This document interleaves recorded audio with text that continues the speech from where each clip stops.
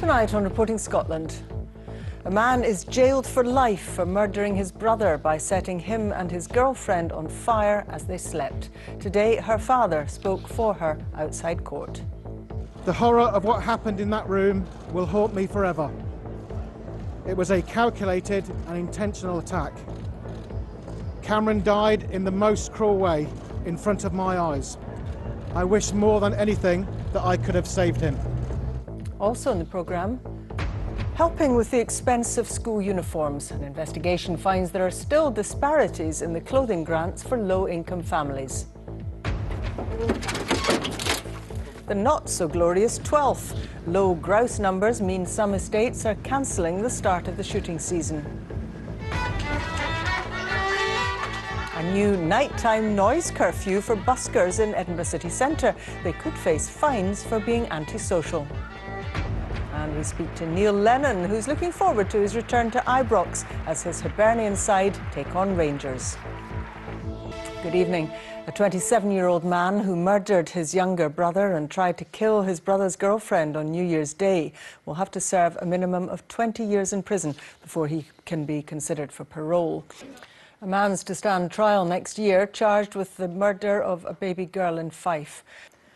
An outbreak of bovine TB has been confirmed in a herd of cattle in Skye. A BBC investigation has found there are still wide disparities across Scotland in the clothing grants that low-income families can claim for school uniforms. The Education Secretary said last year that he would meet councils to discuss a minimum grant level, but that never happened. He's now committed to further talks, with the councils seeking more cash. Here's our political correspondent, Andrew Kerr. The summer holidays are drawing to a close and they're preparing for the new term at this back-to-school bank. Families who find the cost of uniforms too much are referred here by social workers or food banks. I've spoken to volunteers running the school banks around the country, and we're all seeing a huge surge in demand this year. Partly that will be because people are more aware of us and the service that we offer, but the demand is growing all the time, and a number of the school uniform banks are actually struggling to meet demand. Jackie is a mum of 3 with 2 boys of school age. It's a worrying time at the start of term.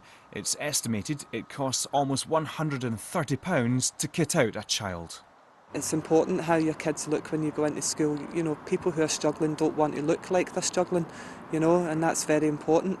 And for the first week, I feel as if I'm going to be sending my kids in bags, basically, because my partner gets paid on the day that the kids go back to school. Jackie relies on a school clothing grant, but we found they vary widely across Scotland. North Ayrshire has the lowest at £40, West Lothian the highest at £110, with the average about £64. In East Ayrshire, the grant is £100. It's means tested, with the council asking parents to prove they receive certain benefits, and there are occasional checks. We don't ask everybody to submit all the receipts because that would cause a lot of time to administer, but we do have checks, spot checks, to make sure that parents are spending their money where they should be in terms of footwear and clothing. COSLA, which represents the majority of councils, refused to speak to us, but pointed out budgets were tight.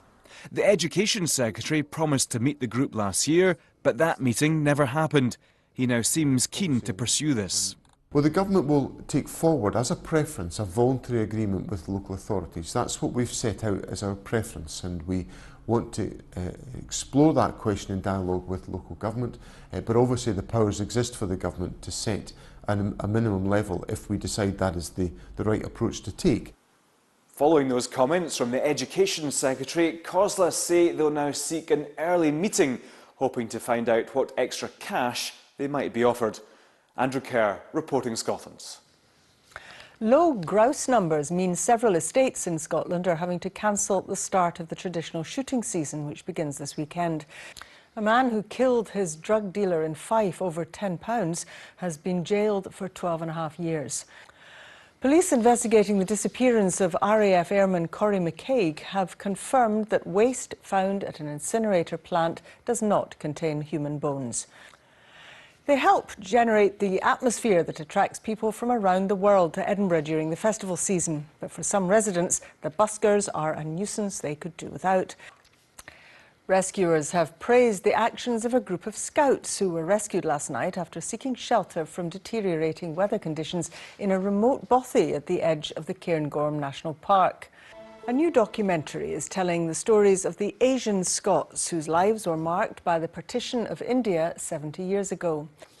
Tomorrow, the former Celtic manager and captain Neil Lennon returns to the home of his old rivals, Rangers. It's the turn of the Edinburgh International Book Festival to open its doors tomorrow. The Royal Bank of Scotland is to issue its first £10 polymer note later this year. The note features an illustration of the Scottish mathematician and astronomer Mary Somerville, who was chosen after a public vote on social media.